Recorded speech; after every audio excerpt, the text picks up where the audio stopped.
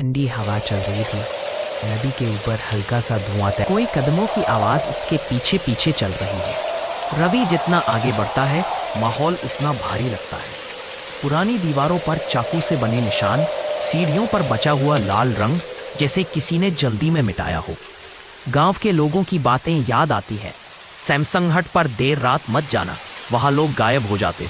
नदी शांत थी लेकिन कोहरा बहुत घना। एक ऊंची सी छाया पानी के किनारे खड़ी दिखाई देती है, मानव जैसी, लेकिन हिलती नहीं। टॉर्च की रोशनी उसके चेहरे तक पहुंचती है। वह इंसान नहीं था। चेहरा आधा पानी में था, आधा बाहर, और आंखें बिल्कुल सफेद। रवि पीछे हटता है। छाया धीरे धीरे उसकी तरफ मुड़ती है। हवा अचानक जम जाती है। रवि वापस मुड़कर भागना चाहता है, लेकिन उसे सीढ़ियों के पास अंकित की आवाज सुनाई देती है। रवि, बचा ले। आवाज कांप रही थी, जैसे किसी ने गला पकड़ रखा हो। रवि उधर दौड़ता है। उसे एक पुरानी नाव दिखाई देती है। नाव के अंदर अंकित का बैकपैक पड़ा था, लेकिन अंकित नहीं। रवि नाव की ओर झुकता है।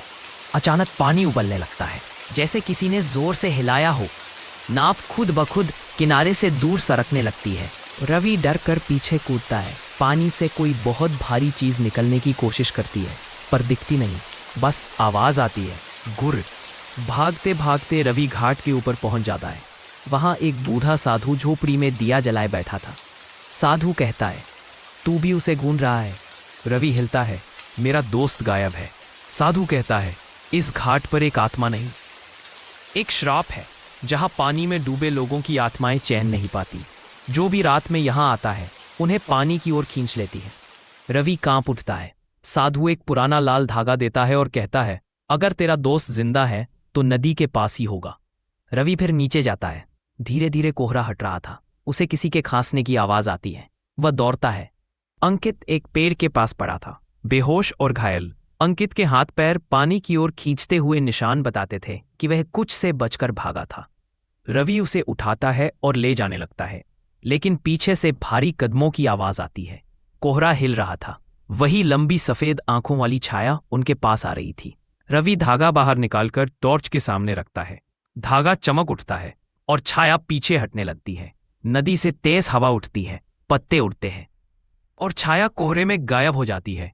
दोनों किसी तरह ऊपर चढ़ते हैं और साधु की झोपड़ी पहुंचते हैं। साधु मुस्कुराता है, आज तुम दोनों की किस्मत अच्छी थी। रवि और अंकित पीछे मुड़कर घाट देखते हैं। लाइट अब भी झिलमिला रही थी, लेकिन अब वहां कोई नहीं था।